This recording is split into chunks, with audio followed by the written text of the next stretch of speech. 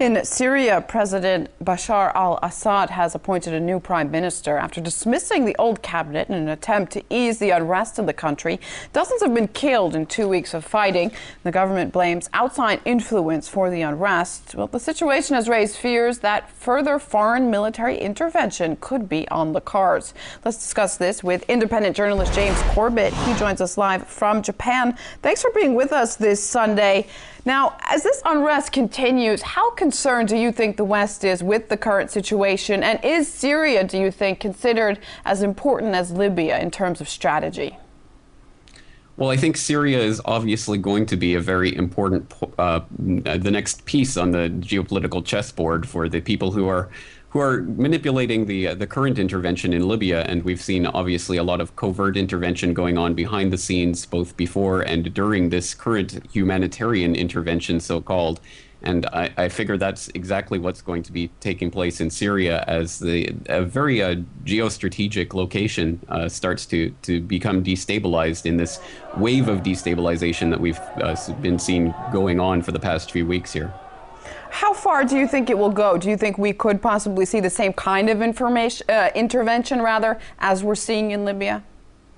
Well, I think the precedent is being set right now with the Libyan case, and if they're able to get away with, I suppose, if the forces of Western imperialism are able to get away with this in Libya, then it's really just a question of implementing the same scheme in Syria. And we've seen how it can be done by fomenting and funding and training and arming and supplying the rebel forces in a country in a basically covert attempt to implement regime change. And I think something similar could be attempted in Syria. At this point, obviously, there's no indication that there's any type of military intervention that's likely to take place. But we've seen the rhetoric building up for a no-fly zone, exactly the way that the Libyan intervention was begun. Now, we've seen President Assad dissolving the government in an attempt to calm the situation. Do you think that that is going to work? I think it would be difficult for him to really rely on that.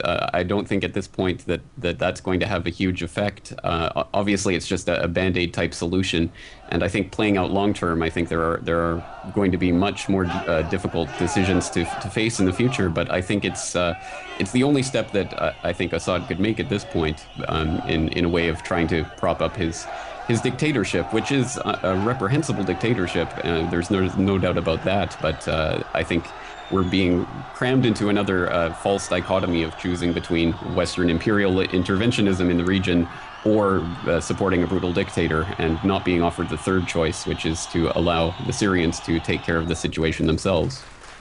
Well, you've touched on this a little bit, hinted at it. There is widespread speculation that there's a wider goal here, and that is to isolate Libya, perhaps Syria, and then perhaps Iran, and force a regime change there. Is that something that you suspect as well?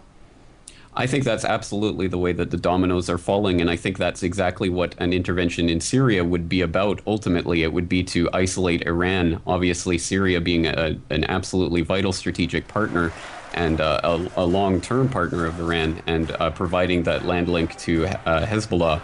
And so it's absolutely a geostrategic location, and it's very strategic for Iran. So I would say that if Syria is the next country to fall under this imperialist intervention, I think that would definitely be the long-term goal, would be to isolate Iran, to hopefully eventually, in the imperialist eyes, to overthrow Ahmadinejad's regime, and then it would be a question of encircling China and Russia.